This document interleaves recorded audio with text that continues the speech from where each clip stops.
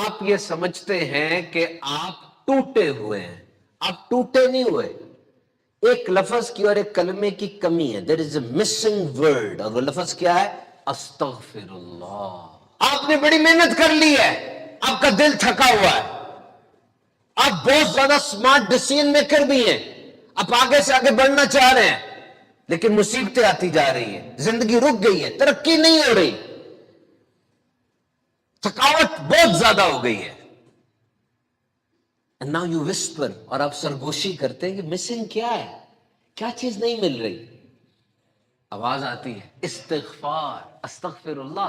حضرت نوح علیہ السلام نے اپنی قوم کو نصیحت کی ہے، لوگو اللہ سے توبہ کرو، اللہ سے استغفار کرو اور اللہ سے معافی مانگو، کیونکہ اللہ معاف کرنے والا ہے.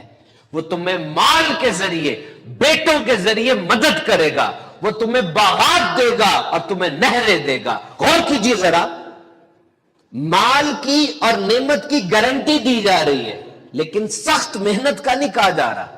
حالانکہ یہ چیزیں محنت سے آتی ہیں، وہ اپنی جگہ پر مسلم حقیقت ہے، لیکن یہاں پہ اللہ کے نبی کہہ رہے ہیں کہ استغفار کرو. کیوں؟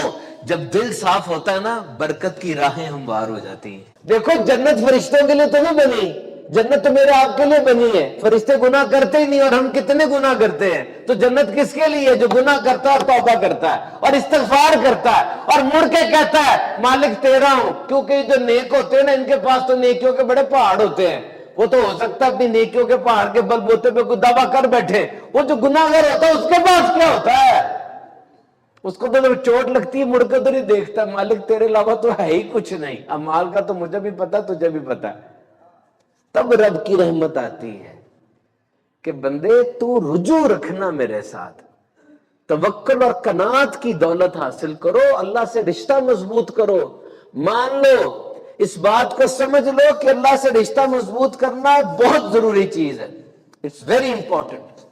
نبی پاک صلی اللہ تعالی علیہ وسلم دن میں 100 بار استغفار کیا کرتے تھے. مجھے بتاؤ، سید المعصومین ہے، معصوموں کے سردار ہیں، اور دن میں 100 بار استغفار ہے. کیونکہ استغفار صرف گناہ کی توبہ نہیں ہے، یہ درجات کو بھی بلند کرتی ہے، اللہ سے تعلق مضبوط کرتی ہے، اللہ یاد رہتا ہے. آج لے جاؤ مجھ سے یہ بات، نیت کر لو، کم از کم دن میں 100 بار استغفار کرو، اللہ سے تعلق مضبوط کرو. جب استغفار کرو گے دل صاف ہوگا، بلوکیج ہٹ جائے گی، چینل تھرو ہو جائیں گے. اور استغفار صرف یہ معافی کے لیے نہیں ہوتی، بلکہ اس سے دروازے بھی کھلتے ہیں. You think that you have been forgotten. آپ سمجھتے ہیں میں بلا دیا گیا ہوں، بلا نہیں دیے گئے. ہاتھ میں دینے سے پہلے دیکھا جا رہا ہے کہ دل صاف ہے کہ نہیں. ہاتھ میں تب آئے گا جب تمہارا دل صاف ہوگا. This is very important. This is very important. So if you think that your life is dry، اگر آپ سمجھتے ہیں کہ زندگی خشک ہو گئی ہے، تو جملہ میرا لے جاؤ، stop chasing. یہ بھاگنا چھوڑو، پیچھا کرنا چھوڑ دو. stop chasing، pause and return.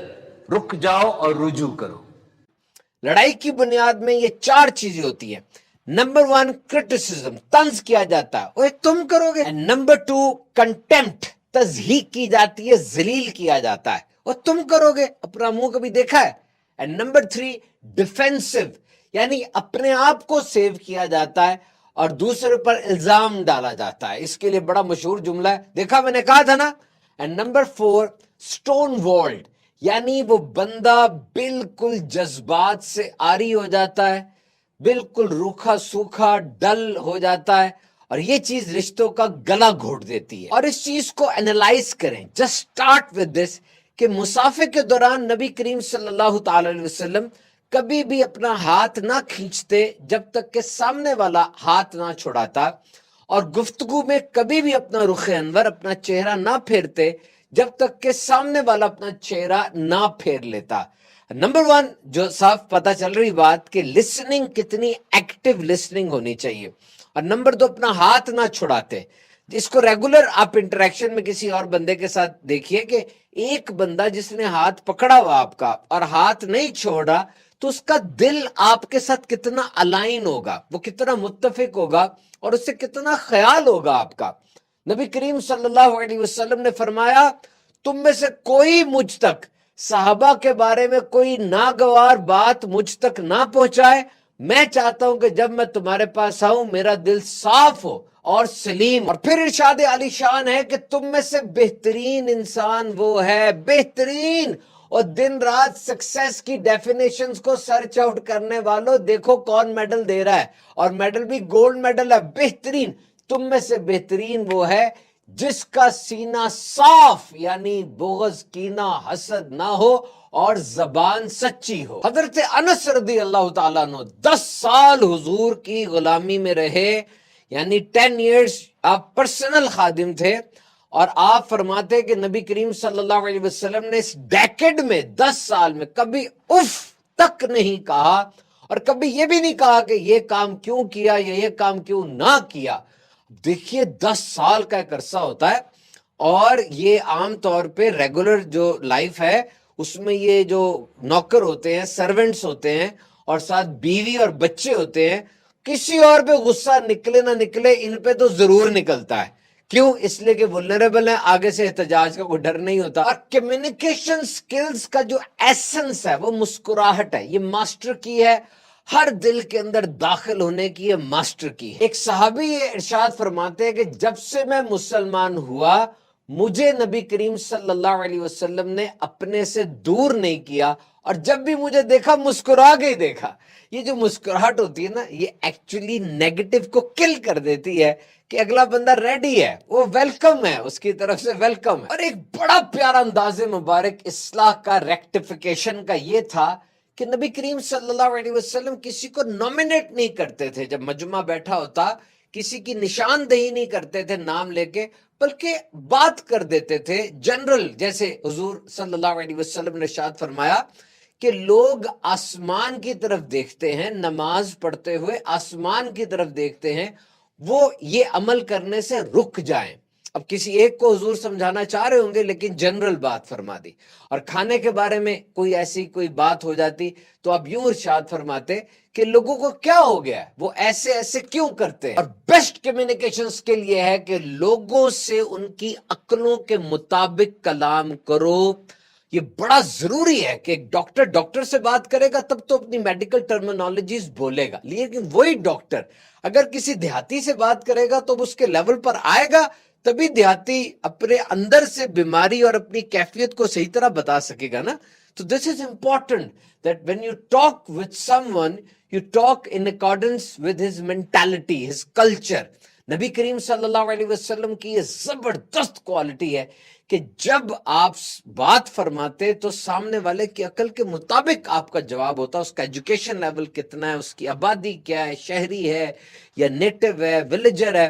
ایک کوسچن نبی پاک سے کیا گیا، سب سے افضل عمل کون سا ہے؟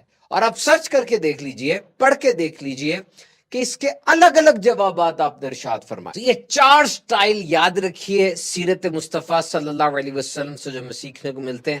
نمبر 1، نبی پاک کی گفتگو نرم اور محبت بھری ہوتی۔ نمبر 2، مختصر اور جامع کلام ہوتا، الیبوریٹ۔ نمبر 3، گفتگو ٹھہر ٹھہر کر فرماتے، انداز ایسا ہوتا کہ لوگ ایک ایک لفظ کو گن لیا کرتے۔ نمبر 4، آپ 3 مرتبہ بات کو دہراتے۔ اور ایک ڈاکو جو گھر کے امن کو برباد کر رہا ہے، رشتوں کے امن کو برباد کر رہا ہے، یہ ڈاکو، اس کی نشاندہی نبی پاک نے فرما دی اور اس کا علاج بھی ارشاد فرمایا۔ یہ الفاظ نہیں ہے، انداز نہیں ہے، کوئی سسرال یا کوئی بندہ نہیں ہے، بلکہ فرمایا beware of suspicion as suspicion is the worst of false talk۔ گمان، برے گمان سے بچو، اور اس کو جھوٹ فرمایا۔ یہ ایک بیج بو دیا جاتا ہے، بعد میں خاردار جھاڑی بن جاتا ہے۔ گمان سے مراد یہ ہے یہ ویسا نہیں رہا، پتہ نہیں کیا سوچ رہا ہے، لیٹ کیوں آیا۔ اور ساتھ ہی فرمایا کہ ڈونٹ سپائی، جستجو میں نہ پڑو، ٹو میں نہ پڑو۔ دیکھیں کیسا سرکب بنتا ہے، سسپیشن نہ کرو، گمان نہ برا کرو۔ نمبر 2، اب ٹو میں اور جستجو میں نہ پڑو۔ دیکھو اگر کوئی بندہ گمان برا کرتا ہے، شک کرتا ہے، اور اس کے بعد جاسوسی بھی کرتا ہے، تو نمبر 3 پہ کیا ہوگا؟ لڑائی ہوگی۔ یعنی وہ بندہ صحیح بھی ہے سامنے والا، تب بھی اگر شک کر رہے ہیں، گمان برا کر رہے ہیں، جاسوسی کر رہے ہیں، تو لڑائی ہوگی۔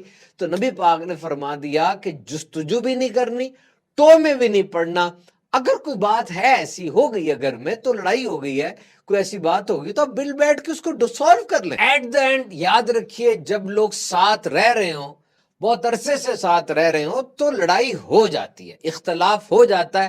یہ کوئی بڑی بات نہیں ہے کہ جی لڑائی ہو گئی، یہ ہو جاتی ہے. بڑی بات یہ ہے کہ ریپیئر کتنی جلدی ہوئی، اس کو ٹھیک کرنے کی کوشش کیا دونوں کی طرف سے تھی.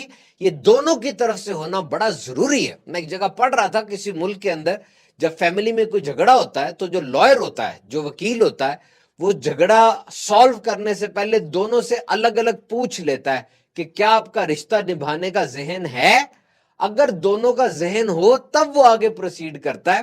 اگر ایک بندہ صاف کہہ دے جی میرا ذہن نہیں ہے تو یوں خالی ایک بندے کی کوشش سے پھر خاندان نہیں جڑا کرتے. دونوں کا اگر ذہن ہو کہ جی خاندان چلانا ہے، دونوں معافی مانگے اور یقین کریں لڑائی ہو اس کے بعد پھر ریپیئر ہو، دونوں کی طرف سے صلح صفائی ہو، تو ایک نئے انداز سے رشتہ شروع ہوتا ہے. یقین کیجئے بڑے بانڈ مضبوط بنتے ہیں. اور نبی پاک صلی اللہ علیہ وسلم ڈر خوف دور کرتے تھے، صرف اللہ کا خوف، اللہ کا ڈر دلاتے تھے، اور لوگوں میں، قبیلوں میں صلح کروایا کرتے تھے.